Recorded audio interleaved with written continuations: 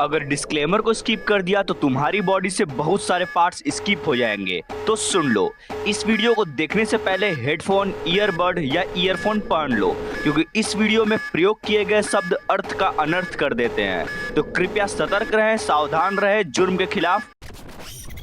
Hello टेंथीस, तो कैसे हो तुम लोग? मैं आशा करता हूँ कि बढ़िया ही होगे। और स्टोरी स्टार्ट करने से पहले मैं तुम्हें कुछ दिखाना चाहता हूँ, लेकिन उससे पहले तुम्हें थोड़ा पास आना होगा, यानी कि स्क्रीन के थोड़ा पास आ जाओ। चलो आ गए? तो ये देखो देखो देखो, गुस्सा मत होना, क्योंकि पढ़ने से पहले थोड़ा हंसी मजाक चलता है, ठीक है? अब पढ़ने चलो। तो चलो शुरू करते हैं इस वीडियो को इन्हीं बकचोदियों के साथ।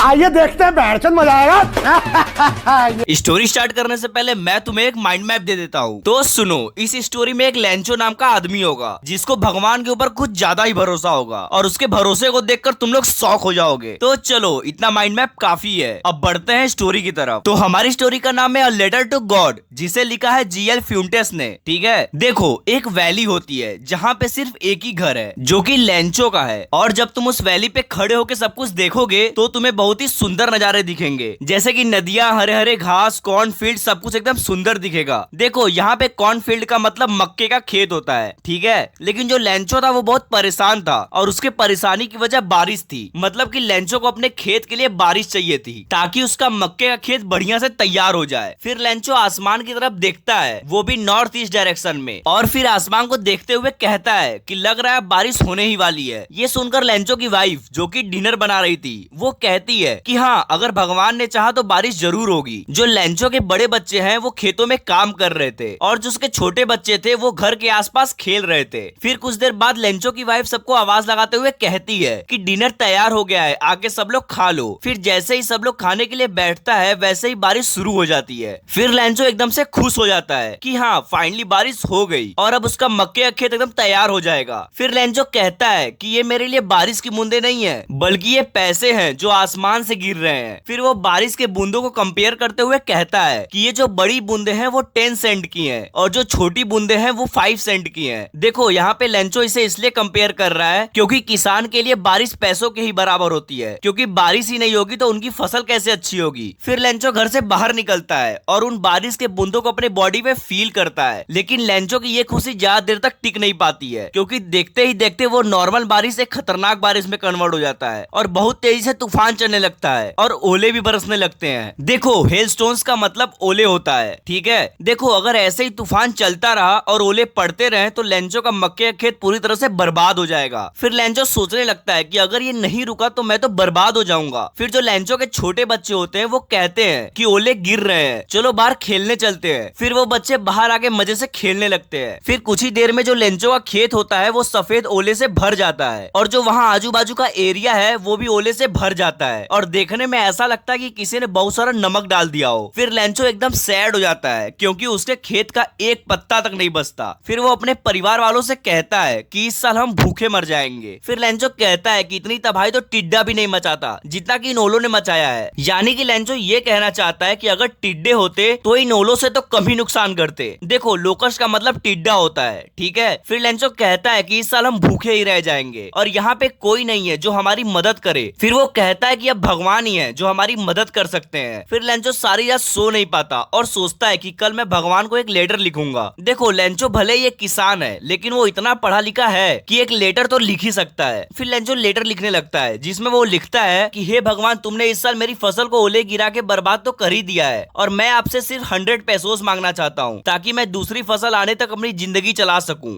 देखो, पैसोस एक तरह की करेंसी होती है, ठीक है? फिर लेंचो उस लेटर को पोस्ट ऑफिस में जाके पोस्ट कर देता है। फिर लेंचो के जाने के बाद वहाँ पोस्ट ऑफिस का एक पोस्टमैन आता है, और वो उस लेटर को निकाल के पढ़ने लगता है, और जैसे ही वो देखता है कि इस आदमी ने भगवान को लेटर लिखा है, तो वो बहुत ज्यादा हंसने लगता है, और हंसते हंसते कहता है कि भगवान को लेटर कौन लिखता है बे? फिर पोस्टमैन वो लेटर ले जाके वहाँ के पोस्ट मास्टर को दे देता है। फिर पोस्ट मास्टर का भी सेम ही रिएक्शन था, वो भी बहुत ज्यादा हंसने लगता है। लेकिन फिर सब लोग हंसते हंसते ही एकदम से सीरियस हो जाते हैं। फिर पोस्ट मास्टर कहता है कि इस इंसान को भगवान पे बहुत ज्यादा ही भरोसा है, तो हमें भी इसके भरोसे को तोड़ना नहीं चाहिए। फिर सब लोग डिसाइड करते हैं कि हम लोग पैसा इकट्ठा करेंगे और फिर उसे दे देंगे। फिर पोस्ट मास्टर अपने फ्रेंड्स और वहाँ के एम्प्लॉय से थोड़ा थोड़ा पैसा इकट्ठा करता है और उसने लगभग 70 पैसों कलेक्ट भी कर लिए थे, लेकिन अभी भी 30 पैसों कम पड़ रहे थे। लेकिन फिर वो लोग उस 70 पैसों को लिफाफे में भर के उस पे गॉड का सिग्नेचर करके उस लेटर को मेल बॉक्स में डाल देते हैं। फिर अगले संडे लेंचो वहाँ आता है और पूछता है कि मेरा लेटर आया या नहीं। फिर पोस्टमैन उसे लेटर दे देता है और कहता है कि ये लो तुम्हारा लेटर। फिर लेंचो उस लेटर को ले लेता है और सोचता है कि अब तो पैसे मिल ही जाएंगे। देखो यहाँ पे लेंचो थोड़ा भी शौक नहीं होता है, लेकिन अगर तुम होते तो पक्का शौक हो जाते कि गॉड की तरफ से लेटर आ कैसे सकता है। लेकिन लेंचो जो है वो शौक नहीं होता है और ये चीज हमें ये बताती है कि लेंचो को भगवान पे बहुत ज्यादा ही भरोसा था। फिर जैसे ही लेंचो पैसा गिनता है वो तुरंत गुस्सा हो जाता है क्योंकि उसमें तो सिर्फ 70 पैसों ही थे। फिर वो सोचता है कि ऐसी गलती भगवान तो नहीं कर सकते हैं, जरूर यहाँ के एम्प्लॉयज ने उसका पैसा भिड़ाया होगा। फिर लेंचो उस पोस्ट ऑफिस से एक फॉर्म लेता है और फिर लिखने बैठ जाता है। वो उसमें लिखता है कि भगवान मैंने आपसे 100 पैसों मांगे थे, लेकिन मुझे सिर्फ 70 पैसों ही मिले, तो कृपया करके मुझे बाकी के 30 पैसों भेज दीजिए क्योंकि मुझे इन पैसों की बहुत ज्यादा जरूरत है। और हाँ, जब आप बाकी के 30 पैसों भेजेंगे तो मेल के थ्रू मत भेजिएगा क्योंकि जो यहाँ के एम्प्लॉयज हैं वो बहुत ज्यादा ही चोर लोग हैं। मेरे 30 पैसों उन लोगों ने नहीं चुराए हैं। देखो, जिन एम्प्लॉयज ने थोड़ा थोड़ा करके लेंचो को 70 पैसों दिए वो उन्हें ही चोर बोल रहा है। मतलब यार, भलाई का तो जमाना ही नहीं रहा। देखो, इसमें लेंचो की कोई गलती नहीं है। वो इतना भरोसा करता था भगवान पे कि उसे 70 पैसों मिले फिर भी उसे शौक नहीं लगा, यानी कि वो जानता था कि भगवान की तरफ से पैसा जरूर आएगा। चलो, तो तुम्हारी स्टोरी यहीं पे खत्म होती है और जाते आते एक बात सुन के जाना कि भगवान की पूजा करना एक अच्छी बात है। यहाँ पे बहुत से बच्चे होंगे जो डेली पूजा पाठ नहीं करते होंगे, तो ये कोई गलत बात नहीं है। अगर तुम मन से भी मानते हो तो इतना काफी है क्योंकि तुम्हारे पास भी इतना टाइम नहीं होता होगा। तो अंदर भरोसा रखो। और जितने भी धर्म के बच्चे मेरा ये वीडियो देख रहे हैं, बस इतना कहना चाहूंगा कि मन से माना करो अपने अपने भगवान को, क्योंकि ये चीज हर सिचुएशन में थोड़ी सी होप दे देती है कि तुम प्रे करोगे तो शायद तुम्हारा बिगड़ा काम बन जाए। चलो, तो बहुत हो गया ज्ञान, अब मैं चलता हूँ। और हाँ, जाते जाते वीडियो को लाइक एंड शेयर जरूर से कर देना और चैनल को सब्सक्राइब भी। चलो, बाय।